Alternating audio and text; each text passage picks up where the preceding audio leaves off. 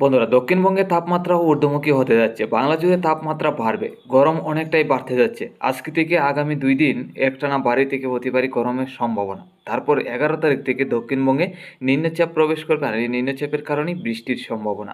বজ্রবিদ্যুৎ সহ দমকা চড়ু হওয়ার সাথে প্রায় 30 থেকে 40 কিলোমিটার গতিবেগে ঝড় বইবে বলে আবহাওয়া দপ্তর মনে করছেন। তো দেখে নিচ্ছি তাপমাত্রা কেমন থাকবে আজকে এবং আগামীকাল, কতটা ঊর্ধ্বমুখী হতে যাচ্ছে, এছাড়া নিম্নচাপের কী আপডেট আছে। আজ 9ই মে শুক্রবার 2025। দেখুন, আজকে সকাল থেকে যেটা দেখতে পাচ্ছি, ত্রিপুরা সহ বাংলাদেশের একাধিক জেলা মোটামুটি পরিষ্কারই, নিম্নচাপ বা বৃষ্টির কোনো সম্ভাবনা থাকছে না।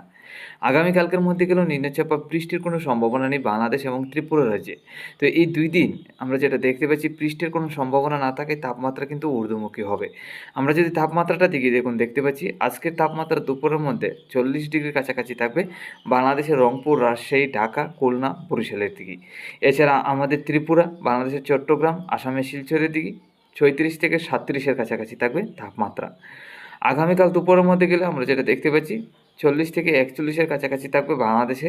তাতে বাংলাদেশের রংপুর, রাজশাহী, ঢাকা, খুলনা, বরিশালের দিকে এই তাপমাত্রাটা ঊর্ধ্বমুখী হবে, 40-এর কাছাকাছি থাকবে।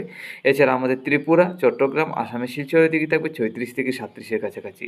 উত্তরবঙ্গে 33 থেকে 35-এর কাছাকাছি থাকবে, ওইদিকে কিছুটা মেঘলাভাব থাকবে শিলিগুড়ি, আলিপুরদুয়ার, গুয়াহাটির দিকে।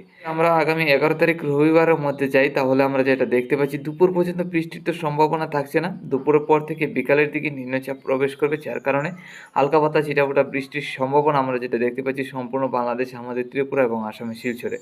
তাতে হয়তো বিকালের দিক দিয়ে কিছুটা বৃষ্টি হলে হতে পারে আমাদের ত্রিপুরা এবং বাংলাদেশের সিলেট, দক্ষিণে চট্টগ্রামের দিকে।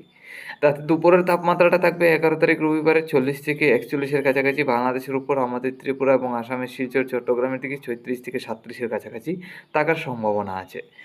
এছাড়া আমরা যেটা দেখতে পাচ্ছি, 11 তারিখ বিকাল থেকে 12 তারিখের মধ্যে ভারী থেকে অতি ভারী বর্ষণ দেখুন সকালের মধ্যেই। তাতে বজ্রবিদ্যুৎ সহ দমকা চড়ো হওয়ার সাথে প্রায় 50 থেকে 60 কিলোমিটার গতিবেগে ঝড় বইবে। তাতে বজ্রবিদ্যুৎ সহ ঝড় বৃষ্টির সম্ভাবনা 11 তারিখ বিকাল থেকে 12 তারিখ, 13 তারিখ, 14 তারিখের মধ্যে গেলেও নিম্নচাপ থাকবে, বৃষ্টির সম্ভাবনাটা আছে। তো এই নিম্নচাপটা মূলত আমরা যেটা দেখতে পাচ্ছি, মায়ানমার থেকে প্রবেশ করার সম্ভাবনা আমাদের ত্রিপুরা এবং বাংলাদেশের দিকে।